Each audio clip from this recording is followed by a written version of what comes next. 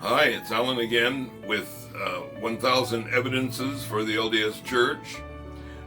Today we're going to be discussing evidence number 49.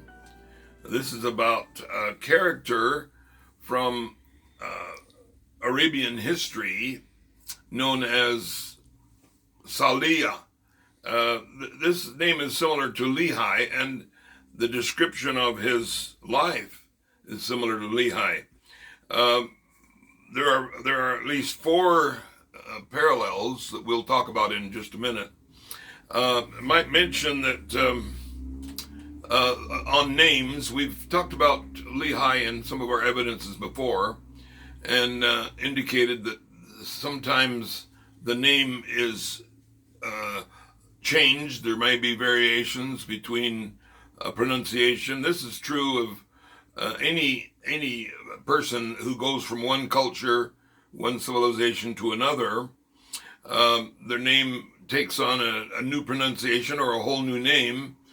We notice this in the Bible with some of the prophets who spent time in Israel as well as in neighboring nations. Their name was changed. According to the Bible, Joseph, that was sold into Egypt, had an Egyptian name as well as his Hebrew name, Yosef.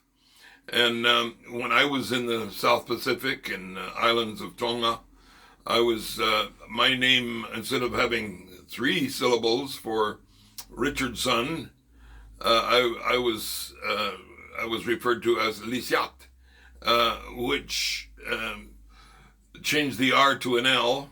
Sometimes in the same culture, a person can be known by different names. For instance, Peter was known by either Peter or Simon, or as Simon Peter.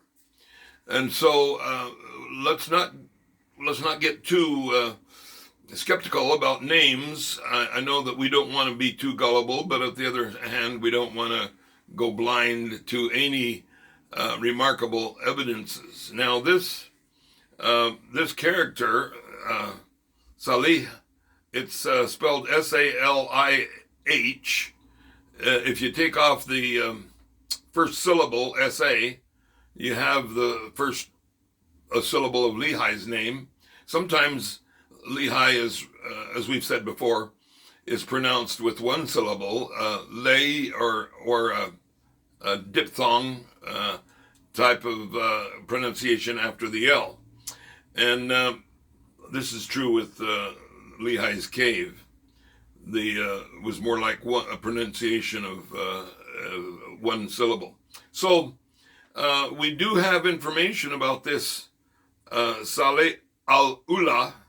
The al-Ula is talked about in the area where he's known. This was a Lehianite area, and this is an area where the temple, the ruins of the temple, is located, which is, as we've said before, it was patterned after the dimensions of Solomon's temple, with the circular brazen sea in front of it. So we'll talk about the parallels. First of all, the first one, similarity of their message. The message was repent or be destroyed. This can be compared to 1 Nephi chapter 1, verse 13. The second similarity is the name itself, as we've mentioned. The third similarity is that both were connected to temple worship. We know that the Nephites, under the direction of Lehi, built a temple in the new land that they traveled to. Number four, parallel similarity is that both lived at the same time and in the same locale. Number five is that both men were prophets who traveled through Arabia. And so I think this is quite significant, very interesting. We can't just pass it off as good guessing. We can't bury our heads in the sand. Let's look at it, consider it, but not be too quick to reject it. We could combine this with several other evidences about Lehi. He was quite popular, as you will see in the next evidence that we're going to be talking about, or in the next two. So we'll end this for now. Appreciate you listening. Stay with us for evidence number 50, where we'll talk a little bit more about Lehi. Thank you.